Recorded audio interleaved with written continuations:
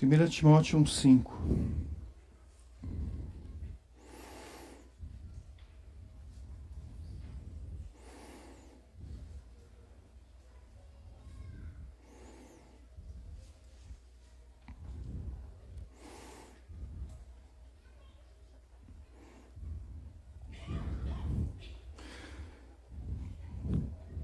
Diz assim, 1 Timóteo 1,5.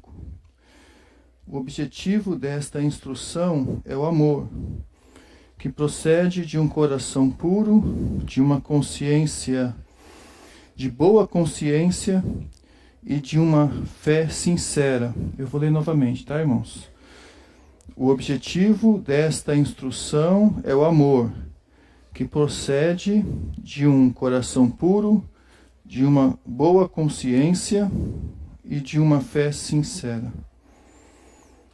Vamos orar mais uma vez? Nosso Pai, nós te agradecemos por essa noite, pela oportunidade de estarmos aqui, Deus, para te louvar, para te agradecer, engrandecer o seu nome.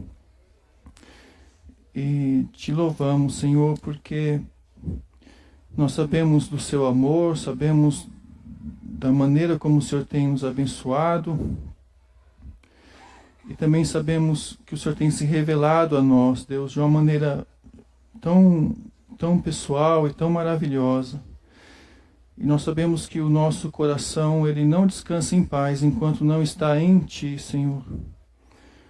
Mas nós queremos te louvar e te engrandecer o nome por quem o Senhor é e te adorar, Deus, porque o Senhor é digno. Obrigado por poder cantar e exaltar o teu nome essa noite. Em nome de Jesus, amém. Acho que foi um dos pais da igreja, não sei, me lembro qual exatamente, se foi Agostinho ou não, que ele falou que Deus, Ele nos criou para o seu amor e o nosso coração não descansará em paz enquanto não estiver nele, né? Em Deus. Aqui esse texto ele fala sobre Paulo escrevendo para Timóteo, e ele fala que o intuito dele escrever para Timóteo, o objetivo daquela carta que ele faz. E Timóteo era um jovem pastor, era alguém que ele estava orientando, e Paulo deu muitas instruções para fortalecê-lo na fé, para dar orientação de como se deve se viver, né? Estar na igreja de Deus. Então ele dá instruções de como se deve proceder, é a palavra certa, né, na igreja de Deus. E dá instruções para Timóteo. Só que ele coloca antes na carta, ou no começo da carta, o objetivo dele escrever a carta. E ele diz, o objetivo que eu estou escrevendo essa carta é este. Essa carta visa o amor que procede de um coração puro, de uma consciência boa, de uma boa consciência e de uma fé sincera. E é sobre isso que eu queria falar essa noite, sobre esse amor que procede dessas três coisas, né? De um coração puro, de uma boa consciência e de uma fé sincera. E não sei se você já ouviu alguém dizer que o amor é uma decisão. Você já ouviu? Eu já ouvi dizer isso, até algumas semanas atrás, né? O amor é uma decisão. E quem diz isso realmente não está querendo definir o amor. O amor não é só uma decisão, mas está querendo dar uma característica do amor. O amor é uma decisão. Assim como quem diz Deus é amor, não está querendo definir Deus pelo amor. Deus é amor, mas não é só amor, né? Deus é amor, é justiça, é luz, é espírito. Então, o amor é uma característica daquilo que Deus é um atributo de Deus. É muito difícil definir o que é amor, né? Definir o amor em seus sentidos. Mas eu sempre tive um pouco de dificuldade em tentar entender essa parte, aceitar essa ideia de que o amor é uma decisão.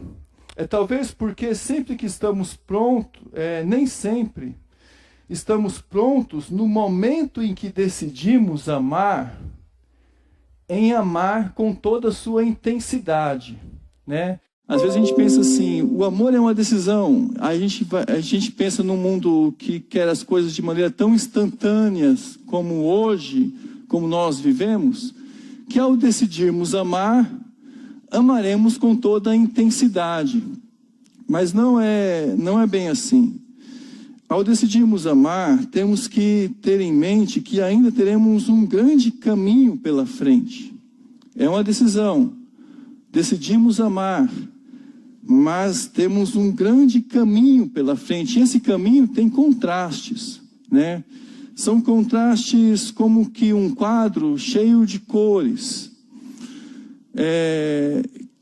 Contrastes que faz também com que esse quadro seja bem bonito, pelo próprio contraste do que o amor faz em nosso coração, nessa caminhada.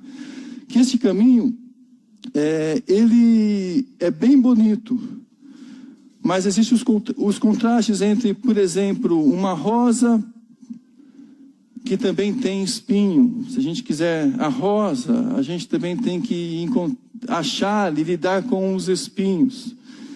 Também entre a paz de saber que está fazendo o certo e a grande luta de que haverá privações ao fazer o certo. A gente decide amar. A gente tem a paz de que isso vai fazer o que é o certo, mas a gente ao mesmo tempo sabe que tem privações. A alegria de se estar plantando um bom sentimento e a espera de ver esse sentimento crescendo, florescer, né? O crescimento que se dá também na convivência a dois, e saber que esse crescimento na convivência a dois terá que superar alguns desencontros. É bom ter encontros, mas saber que teremos que superar isso. O encontro de sonhos que se fortalecem, mas nesses sonhos que se fortalecem, existe uma abnegação mútua. Lidar com a abnegação. A companhia de desfrutar de um destino compartilhado, mas também o desejo que passa a não mais ser somente próprio da pessoa. A gente quer a alegria de ter um destino compartilhado, mas tem que aprender a lidar com sentimentos e a lidar também agora com o abandono de desejos que não é mais somente próprio, vai ser a dois. O amor não é a felicidade, é apenas um meio de vida feliz, não é condicionado a nada além do que pode ser plantado no nosso coração. A decisão está em fazê-lo crescer a seu tempo, pois depois que ele nasce, traz consigo uma filosofia de vida baseada em valores fora do nosso próprio eu, mas que encontram um abrigo permanente em nosso próprio coração, por isso os transformam. Assim, ele é lindo, um horizonte sempre além, mas não inatingível. Pelo contrário, é uma viagem pela instabilidade da doação. Não somos mais poços, somos fonte, não mais ansiamos, desfrutamos, não mais tomamos, apenas repartimos, não mais corremos, apenas andamos, não mais fugimos, nos encontramos. Eu li aqui uma parte de um texto que eu escrevi há 10 anos atrás, há um bom tempo atrás, não lembro nem quando atrás, num boletim aqui de uma igreja, mas que eu vi essas semanas atrás e me relembrou algumas coisas, inclusive esse texto. Aí eu queria trazer para os irmãos isto, porque definir o amor é difícil. Não sei se você já tentou definir o amor. Eu estou falando aqui de uma característica, uma decisão que nós tomamos. Não sei se alguém tentou pensar numa definição. Essa semana eu fiquei pensando nisso. E essa semana eu cheguei numa conclusão, numa proposta de que o amor é uma motivação do ser que Deus gerou no ser humano. Eu achei isso importante porque Deus não criou o amor. Deus gerou o amor. Então, o amor é uma motivação, só que foi gerada por Deus. Porque a Bíblia diz que Deus é amor. Ele não criou o amor. O amor não é apenas um sentimento, é mais do que isso. É até difícil definir, porque encontrar uma definição que abranja tudo isso. Porque o amor é aquela motivação interior que Deus gerou em si, porque Ele é amor, e ao criar o ser humano, Ele cria pessoas que convivem com essa motivação, que encontram razão para conviver com essa motivação, com o amor, em amar. Agora, o problema que a gente encontra nisso é qual? Vamos tentar voltar ao primeiro problema para entender o que atrapalhou o homem a desfrutar dessa motivação que Deus gerou em si mesmo. E o problema, se a gente voltar para entender, está lá no Éden. Lá no Éden, quando Deus criou o homem, e o homem pecou. Então, o mal do Éden, e se a gente pensar nisso, o mal do Éden, ele é muito presente hoje. O que aconteceu lá no Éden explica exatamente as limitações que a gente tem hoje aqui. Lá no Éden era tudo perfeito, como um lar perfeito. Não tinha nada de errado. Deus viu que tudo estava bom, e Deus disse: está extremamente bom, quando Ele criou o homem, a sua imagem e semelhança. Não havia ameaças, não havia inimigos, era tudo perfeito, tudo perfeito. Só que aí chegou o pecado, lá em Adão. E foi o pecado que gerou o medo. Foi o pecado que gerou no coração do homem a vergonha, a insegurança, o erro. O pecado que gerou no homem essa quebra interna, que fez com que o homem se escondesse de Deus. Foi o pecado que fez isso. O pecado que gerou no homem essa vergonha que ele tem no seu coração.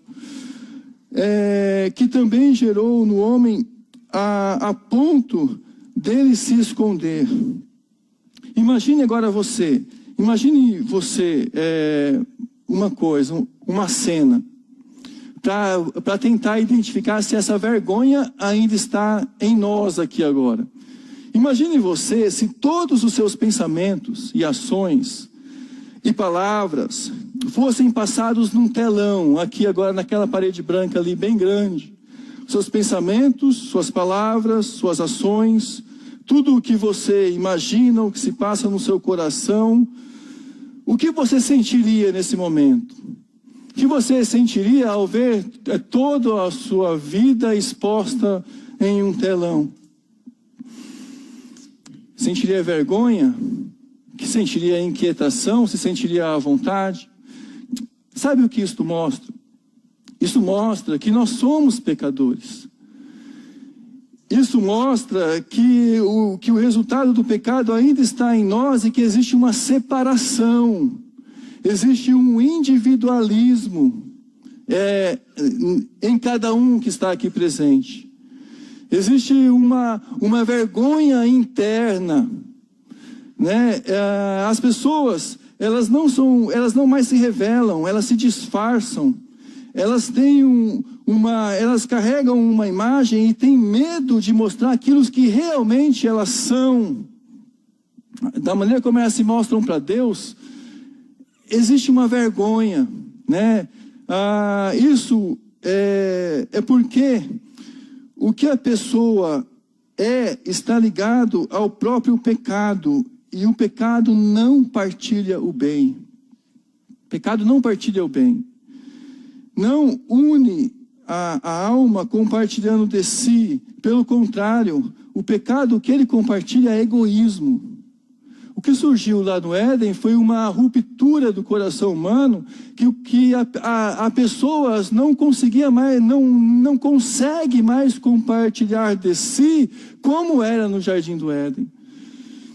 Não existe mais meios, mais formas. A motivação do ser não é mais o amor. Não é mais o amor. Existe uma vergonha. O ser humano tem vergonha daquilo que se passa, daquilo que acontece dentro dele.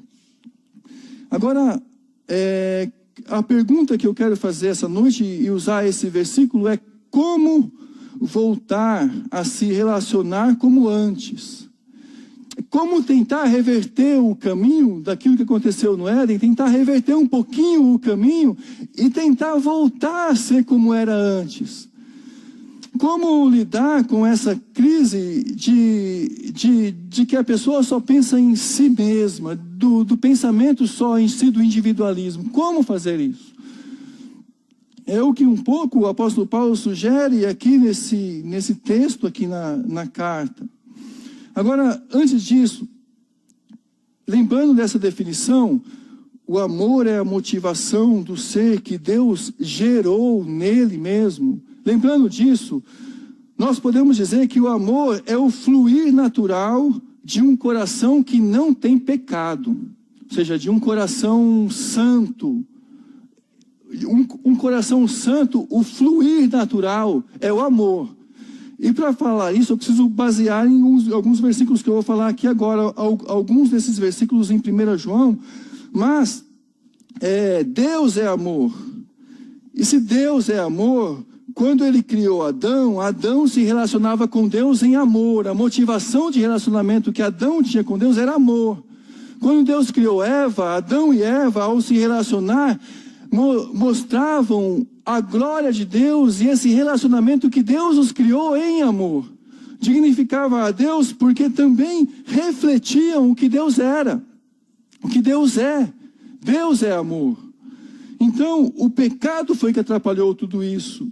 E onde existe santidade, o amor volta a ser a motivação natural. Então, o amor, ele tem a ver também com santidade. Porque é a santidade que vai resgatando essa forma que Deus nos criou, essa motivação do ser que Deus nos criou. A dificuldade que temos em definir o amor é porque o amor é a forma como o homem foi criado e se relaciona em santidade. Por isso que a gente tem dificuldade em entender muitas vezes o amor, em defini-lo, em ver a sua abrangência, né, em ver como a forma como ele atua no coração do homem. E é por isso que também a gente entende que Cristo é o padrão de amor. Lembra que o novo mandamento é amar como Cristo disse, ame como eu amei? Esse é o novo mandamento que ele nos deu. Cristo não tinha pecado. Cristo manifestou o amor na forma que Deus criou, da forma que Deus é. Cristo amou assim. E foi assim que Cristo nos ensinou a amar. E lembrando um pouco disso, então vamos ver alguns versículos. Eu acho que o irmão pode passar aqui, né, Daniel? 1 João 1, 5 a 7. Alguns versículos de 1 João que nos ajudam a entender que o amor acontece quando a santidade começa a tomar conta da nossa vida, quando a gente começa a buscar uma santidade maior, a buscar a Deus, a se purificar, a andar na luz, a estar mais perto desse Deus, acontece o amor em nossa vida. E 1 João 1, de 5 a 7, diz assim: esta é a mensagem que dele ouvimos e transmitimos a vocês. Deus é a luz, e nele não há trevas nenhuma. Se afirmarmos que temos comunhão com ele, andamos nas trevas, mas andamos nas trevas, mentimos e não praticamos a verdade. Se, porém, andarmos na luz, como Ele está na luz, temos comunhão uns com os outros, e o sangue de Jesus, seu Filho, nos purifica de todo o pecado. Capítulo 2 de 1 João, versículo 4 a 6. 2, 4. Aquele que diz, eu o conheço, mas não obedece os seus mandamentos, é mentiroso e a verdade não está nele. Mas se alguém obedece à sua palavra, nele verdadeiramente o amor de Deus está aperfeiçoado. Desta forma sabemos que estamos nele. As pessoas que andam na luz, uma das maneiras de identificar que elas andam na luz é porque elas amam. As pessoas que obedecem os mandamentos de Deus podem dizer que amam a Deus, que não são mentirosas, que amam a Deus. Versículo 9 do capítulo 2. Eu estou pulando alguns versículos, porque se eu fosse ler tudo, eu ia ler boa parte de 1 João, tá? Estou pegando só alguns, especialmente o capítulo 4, eu ia ler praticamente todo, mas eu vou ler só alguns versículos. Quem afirma que está na luz, mas odeia seu irmão, continua nas trevas. Quem ama seu irmão permanece na luz, e nele não há causa de tropeço. Para onde vai? Porque eu vou ler novamente aqui, irmãos. Mas quem odeia seu irmão está nas trevas e anda nas trevas. Não sabe para onde vai, porque as trevas o cegaram. Agora, capítulo 3, versículo 10. 1 João 3, 10. Desta forma sabemos quem são os filhos de Deus e quem são os filhos do diabo. Quem não pratica a justiça não procede de Deus, tampouco não ama a seu irmão. Esta é a mensagem que vocês ouviram desde o princípio, que nos amemos uns aos outros. Não sejam como Caim. Até aqui, versículo 11. Agora, capítulo 5, versículo 3. Porque nisto consiste o amor a Deus, em obedecer os seus mandamentos, e os seus mandamentos não são pesados. Então a gente está tentando caminhar aqui pensando assim, se eu procurar viver uma vida que busca Deus em santidade, eu vou procurar viver mais perto de Deus. Vai agir em mim uma motivação que veio de Deus, ao qual foi limitada pelo pecado. Essa motivação foi gerada em Deus que é o amor. E essa motivação vai agir em nós. Deus é amor porque emana dele esse poder. É algo que emana de Deus. É a sua maneira de se relacionar, de lidar com tudo o que criou. Isso é Deus agindo em nós. Deus é amor assim. E quando a presença de Deus ela está presente, ela vem sobre nossa vida, essa presença de Deus não manifesta apenas santidade. O quebrantamento que age no coração de um ser humano não é somente um quebrantamento por ver que nós adoramos um Deus santo. Mas esse quebrantamento também vem em nós porque, de alguma maneira, manifesta em nossa vida esse poder, esse amor que nos liga a Deus. E quando esse amor, que é irresistível, é um amor maravilhoso, vem, abrange nosso coração pela presença dele, porque Deus é amor. É o mesmo amor que nos atrai, mas que também pela santidade de Deus exige quebrantamento. Mas o amor de Deus também nos quebranta, de uma maneira maravilhosa, irresistível. E talvez esse seja o momento que a gente comece a lembrar da nossa conversão. Comece a lembrar da maneira como a gente aceitou a Cristo, ou se converteu, ou se achegou a Deus. Nós nos achegamos a Deus, porque de alguma forma, naquele momento, sentimos uma presença santa, mas também sentimos um amor por nós, um grande amor por nosso coração. Como talvez seja aquele momento que aconteceu com Pedro, talvez aquele episódio com Pedro ilustre isso.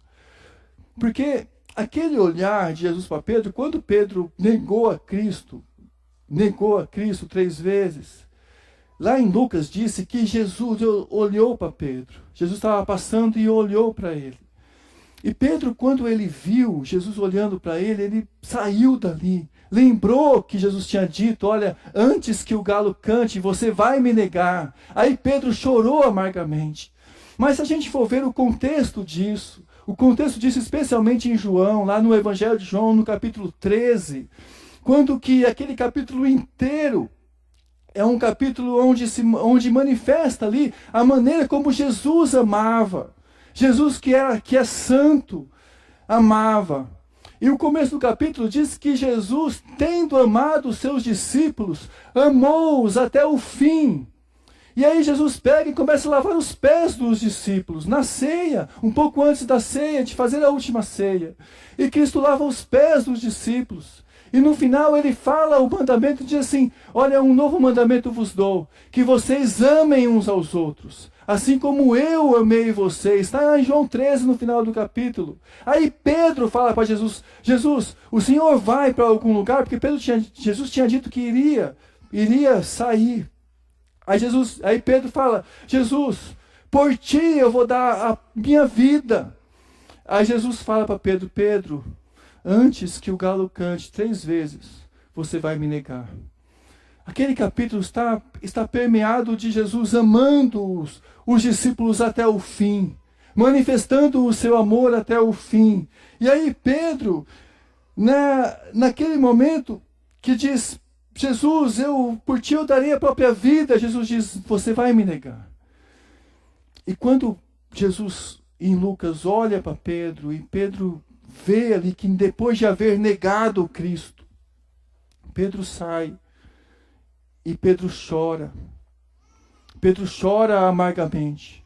Mas uma das razões do que Pedro chorou amargamente não é apenas que Jesus é santo, mas era o fato de que Jesus tinha amado até o fim. Ele de alguma maneira tinha visto, tinha partilhado, tinha sentido, estava com Cristo. De alguma maneira ele negou a Cristo. E havia negado esse amor. Pedro soube do amor de Cristo, mas também soube do seu próprio pecado. E soube que o seu próprio pecado limitava a sua vida de corresponder o amor de Cristo. Era o pecado de Pedro que limitava corresponder esse amor. Ele pôde sentir, ele pôde ver, mas ele não pôde corresponder naquele momento. Então teve um quebrantamento e teve uma conversão. Alguns dizem que a conversão foi nesse momento que Pedro chorou. Mas também, por outro lado, se a gente olhar para Cristo nesse momento, ao ver Pedro chorando, talvez isso tenha motivado mais Cristo ainda. Porque eu fico pensando que não motivou Cristo o fato de Pedro dizer, por ti eu darei a própria vida. Isso não motivou. Porque Jesus sabia que ele iria trair. E falou, você vai me trair 3 vezes. Mas o fato de Pedro ter chorado amargamente por não ter conseguido corresponder a tal amor, isso motivava. Por quê? Porque o quebrantamento motiva. Motiva a ação de Deus, o coração de Deus. Então, o amor é essa verdade que é manifesta em vida, mas uma vida que vê que é preciso chegar a Deus, que é luz. Mas o amor é um poder que emana de Deus e nos faz nos achegar a Ele, um Deus santo, mas que também nos quebranta, para que a gente possa corresponder um pouco mais a esse Deus que é santo. Por isso eu quero sugerir 3 coisas aqui nesse versículo de 1 Timóteo 1:5. A primeira delas é que o apóstolo Paulo diz que é necessário ter um coração puro para que possa nascer, possa começar a emanar em nosso coração o amor que procede de um coração puro, E quando a gente olha e pensa assim, o que é um coração puro? Talvez um coração que não maquine o mal, talvez um coração que não tenha intenções malignas, que não alimenta dentro de si falsas intenções. Isso porque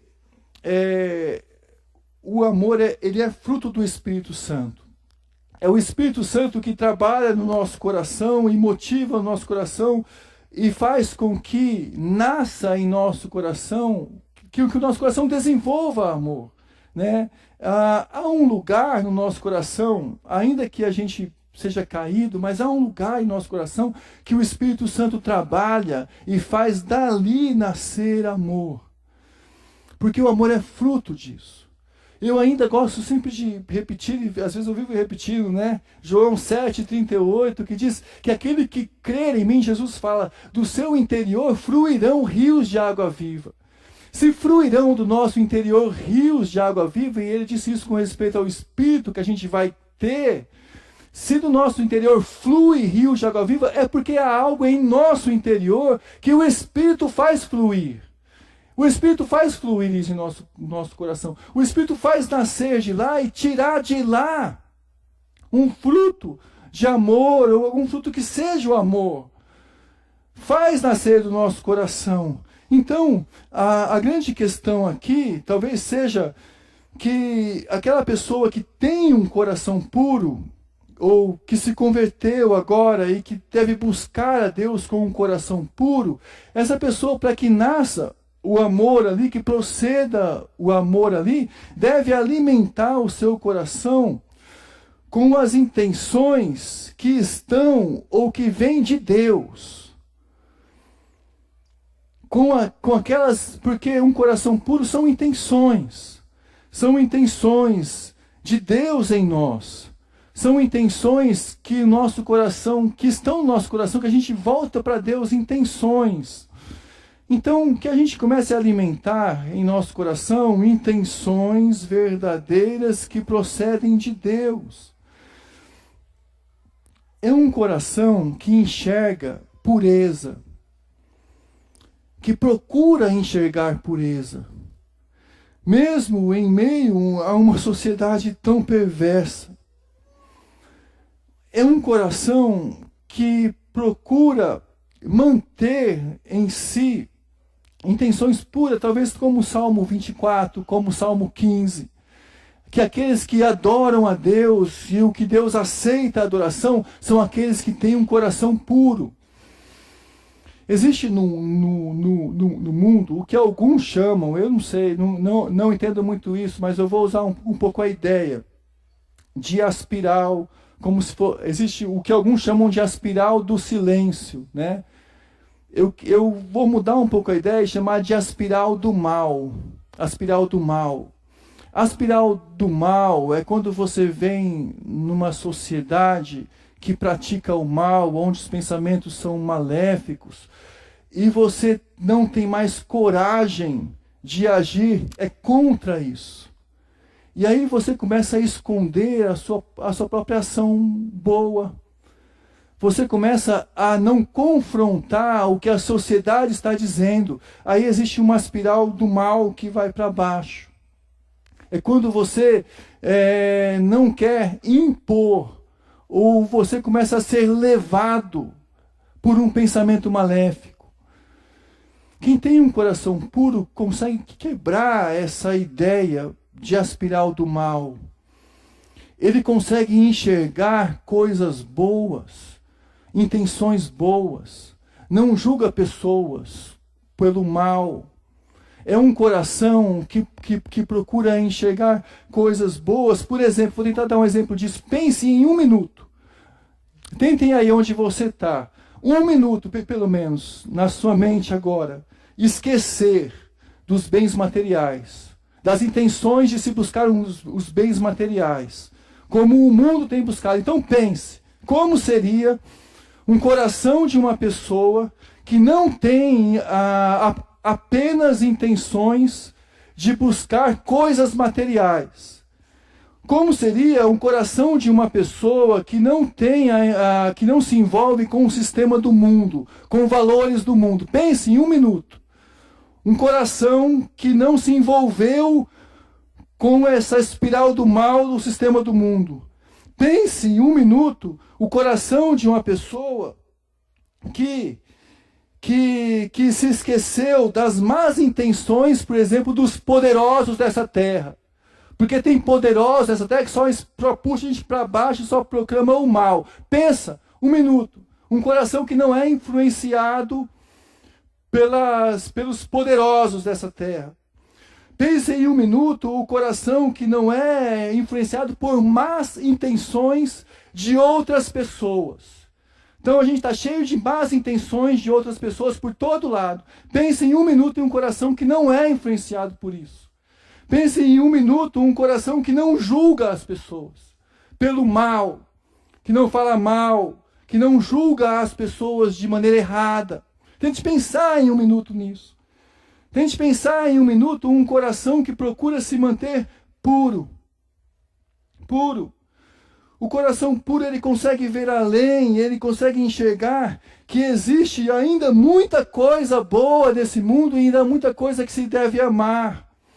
Talvez um coração puro seja aquele coração que Romanos 16, 19, coloque Romanos 16, 19 diz, onde ele não procura ter intenções erradas, sem malícia. É um coração que não perverte as coisas. Porque a perversão é você pegar uma coisa boa e tornar má. Ainda existem coisas boas. Romanos diz assim, no final, mas eu quero que sejam sábios em relação ao que é bom e sem malícia em relação ao que é mal. Buscando uma sabedoria em relação àquilo que é bom e desenvolver o que é bom. Esquecer um pouco a malícia do mundo. Não falar mal das pessoas. Pense em um minuto. Uma realidade onde pessoas não falem mal de pessoas. Porque falar mal de pessoas, irmãos, é um mal que está no coração humano. Pense em alguém que não fala mal de pessoas, que não fofoca. Pense num coração que busca o bem.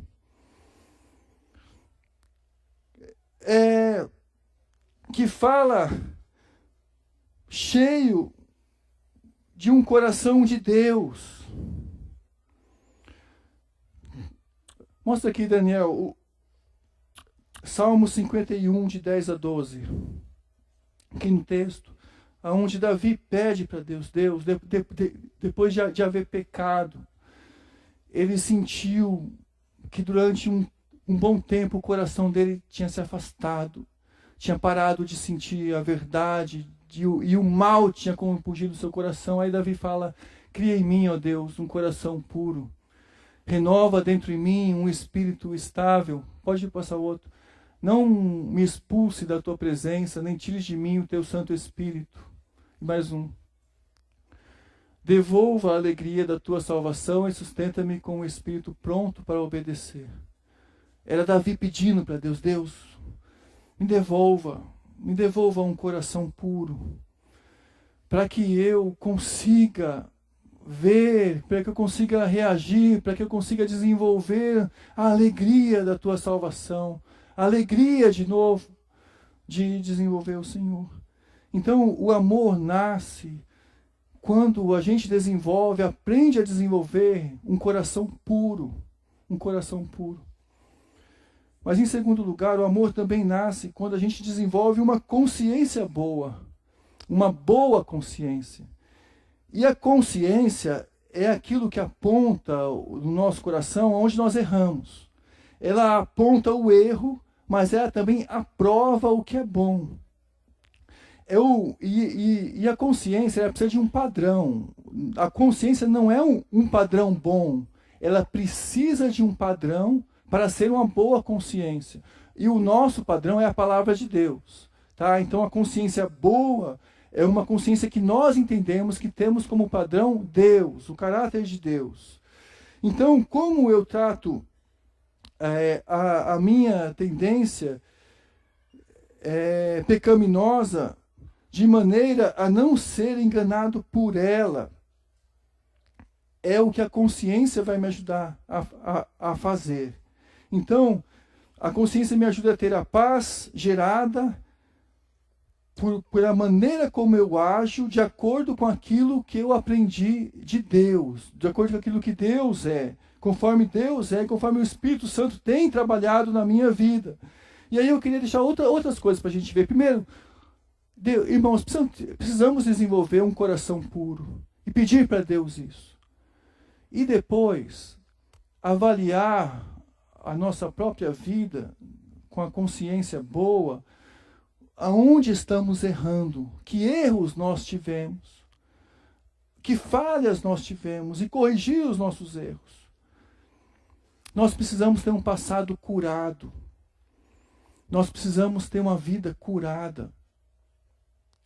Nós precisamos ter um testemunho saudável. É preciso que quando a gente diga e diz assim, eu sou um cristão, a gente tenha a paz e a coerência no coração, de ter a boa consciência, de saber que o nosso testemunho foi saudável, e que a gente já pediu perdão para quem tinha que se pedir perdão, a gente corrigiu os nossos erros, e que a gente desenvolve agora um padrão de vida correto com Deus, para Deus.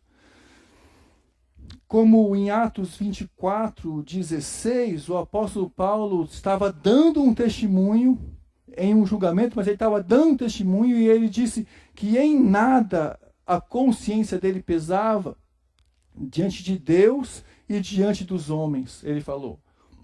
Esse é o nosso desafio. Aqui em 1 Timóteo, se a gente olhar o versículo 19 do capítulo 1, Timóteo, ele fala assim, põe aqui, Timóteo 1:19, ele fala que, segundo as profecias que Timóteo tinha sido objeto, ele tinha que é o 19, mantendo fé e boa consciência, ele fala no 19, porque alguns, tendo rejeitado a boa consciência, vieram naufragar na fé. Então era preciso manter fé e consciência, ou seja, fé e boa consciência. É preciso agir não contra a consciência, porque isso enfraquece a fé. E alguns tinham agido contra a consciência e tinham enfraquecido na fé, a ponto de abandonarem a fé. E aí no Salmo 51:17, põe também aqui, Daniel, por favor. Salmo 51:17, Davi vai novamente orar para Deus.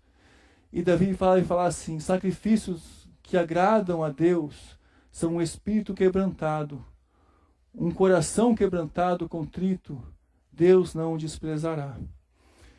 É o que agrada a Deus, é um arrependimento verdadeiro. O que importa é se Deus aprova. Quando o apóstolo Paulo fala assim, lá em Atos 24:16, porque eu preciso ter uma consciência boa diante de Deus e dos homens, ele está falando aquilo porque Deus irá ressuscitar a todos. Todos. E porque Deus irá ressuscitar e Paulo irá se encontrar com Deus, Paulo fala, eu procurei ter uma boa consciência diante de Deus e dos homens. Diante de Deus e dos homens. Então, o pecado, ele gera a morte em nosso coração. E nós precisamos tratar o pecado tendo boa consciência. Nós precisamos agir de acordo com o que nós cremos. Porque se o pecado gera morte, ele impede a gente de amar.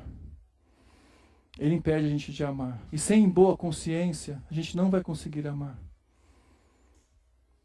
Então precisamos ter um coração puro e precisamos ter uma boa consciência. E em terceiro lugar, precisamos ter fé sem hipocrisia, que é o que o apóstolo Paulo fala em último lugar, é uma fé sincera. E quando Paulo fala de fé sincera aqui, ele está falando de um conjunto de doutrinas.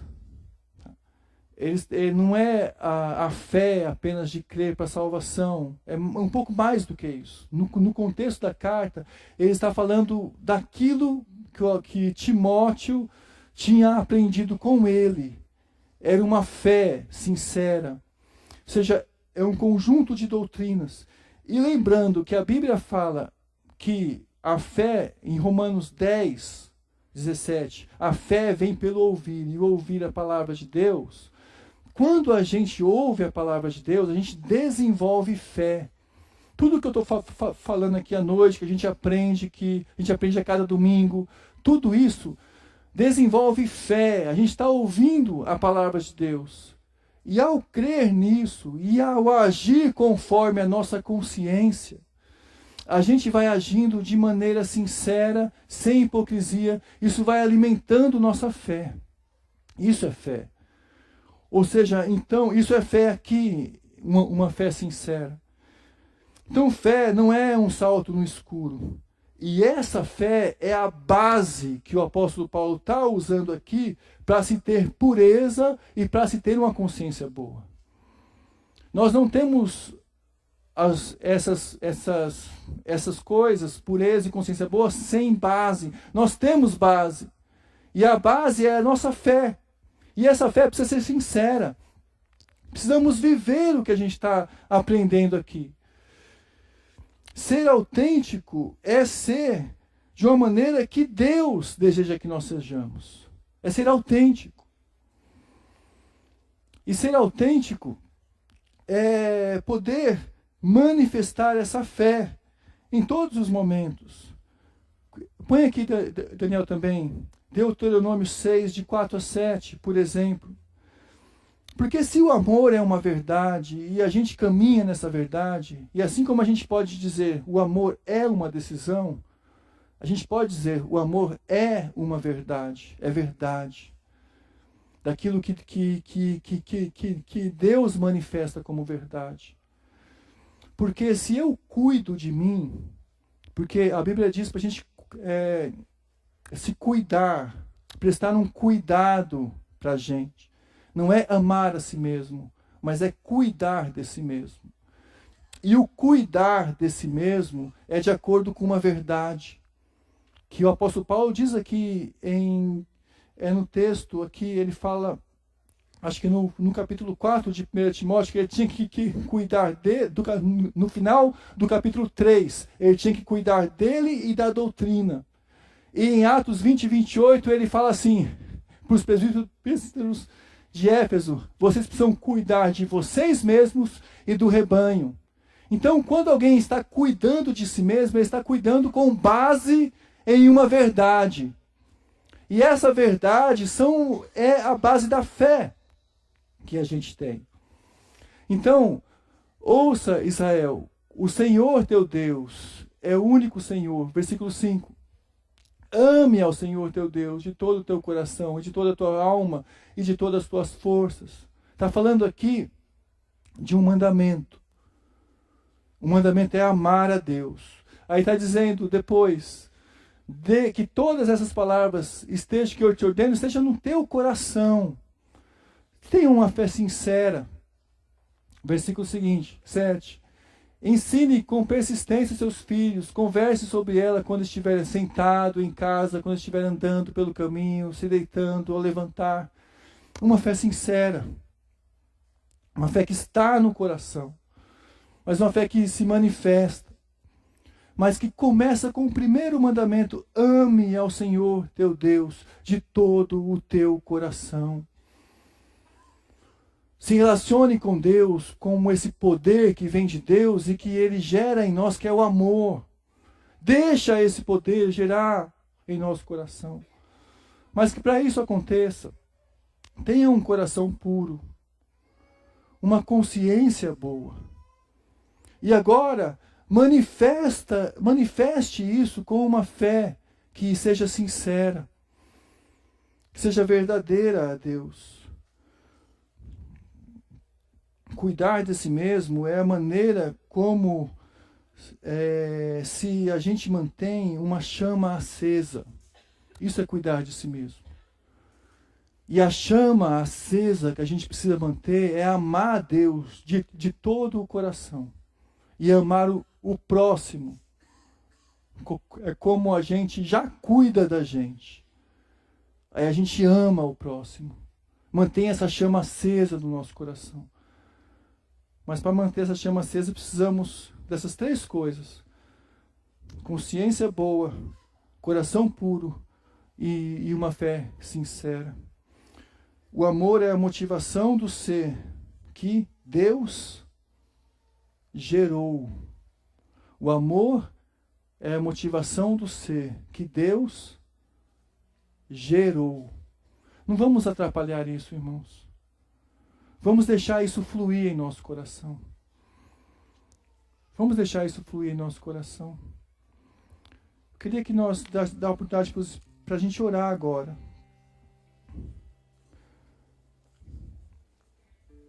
E talvez você esteja pensando em muitas coisas hoje. Mas eu não queria que você saísse daqui como alguém necessitado. Não. Porque Deus já supriu tudo o que nós precisamos.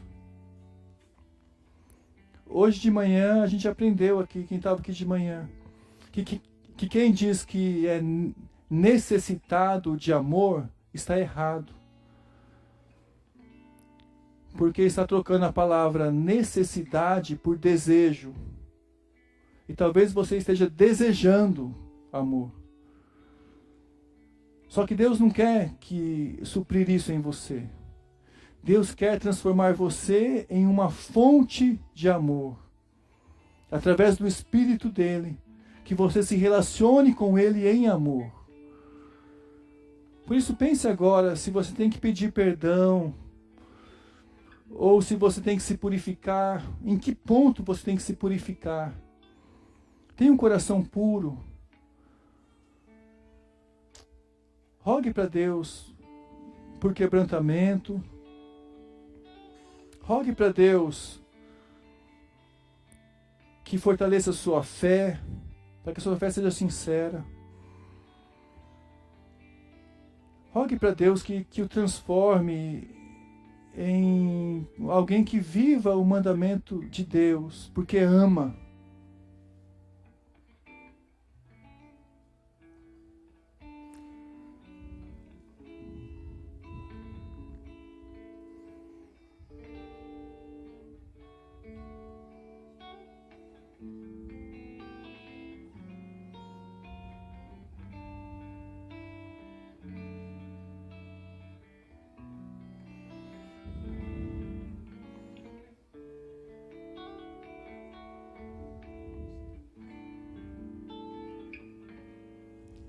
Eu te amo, ó Deus, e com minha voz te adorarei,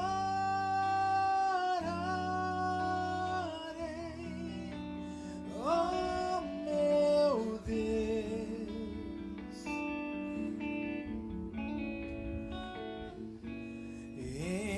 Entoarei,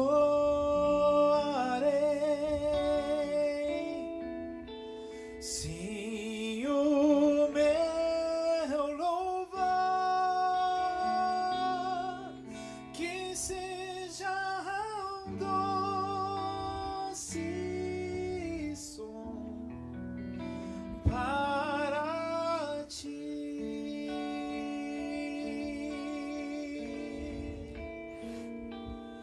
Eu te amo, ó Deus,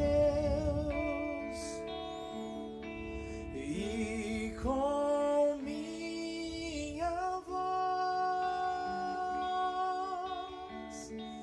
te adorarei,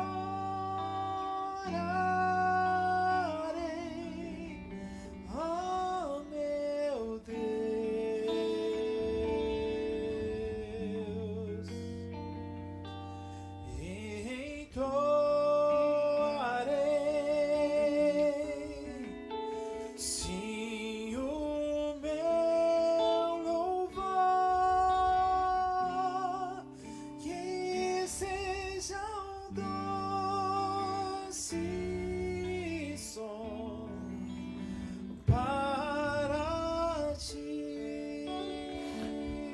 Se você puder, cante também junto essa música. Eu te amo, ó Deus, e com minha voz te adorarei,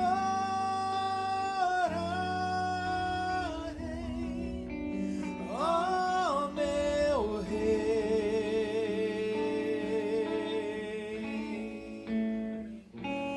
e te entoarei,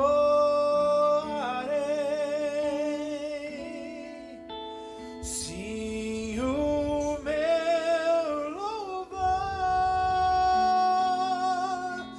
que seja um doce som para ti.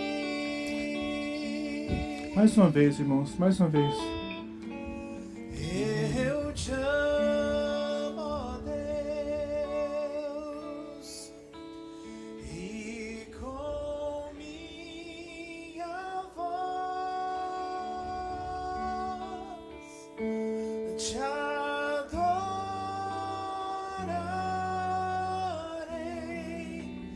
ó meu Deus,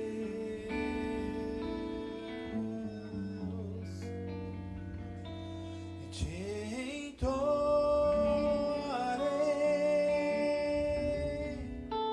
sim, o meu louvor, que seja um doce som, e que seja um doce som, e que seja um doce som para ti.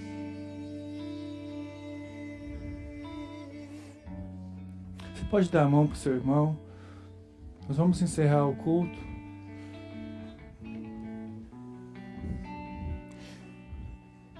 Senhor, nós te adoramos, Pai, e que esse amor, Deus, possa ser manifesto em nossa vida. Obrigado porque o Senhor nos criou em amor, que em amor o Senhor nos salvou. Em amor nós estamos aqui. Nós queremos crescer em amor. Por isso nós queremos obedecer Tua palavra, não por obrigação, mas porque nós queremos desfrutar desse amor em plenitude, em maior plenitude. Obrigado porque esse é o maior mandamento que o Senhor nos deu, de amar ao Senhor. E é um grande privilégio para a gente. Nós queremos ser usados por Ti, mas usados em amor. Nós queremos Te conhecer mais de perto, conhecer o Senhor em amor. Nós queremos ter um Deus verdadeiro que nos resgatou para o Seu amor, para a Sua maravilhosa vontade, para estar junto contigo e viver junto contigo uma eternidade. Que o Senhor nos perdoe os nossos pecados, purifique o nosso coração, resgata em nós, Deus, o desejo de Te buscar mais de perto, de estar perto do Senhor a cada momento da nossa vida, de viver para o Senhor a cada momento da nossa vida. Resgata isso em nós, Senhor. Não deixa que a gente tenha uma consciência que Te afaste de Ti. Não deixa que as mentiras do mundo possam nos trazer à mente coisas que podem manchar o nosso coração. Nós queremos ter um coração puro diante do Senhor, ser verdadeiros diante do Senhor e amar ao Senhor com todo o nosso coração. Que a Tua graça e a Tua misericórdia esteja sobre nós. É assim que nós oramos, em nome de Jesus. Amém. Amém. Boa semana, irmãos.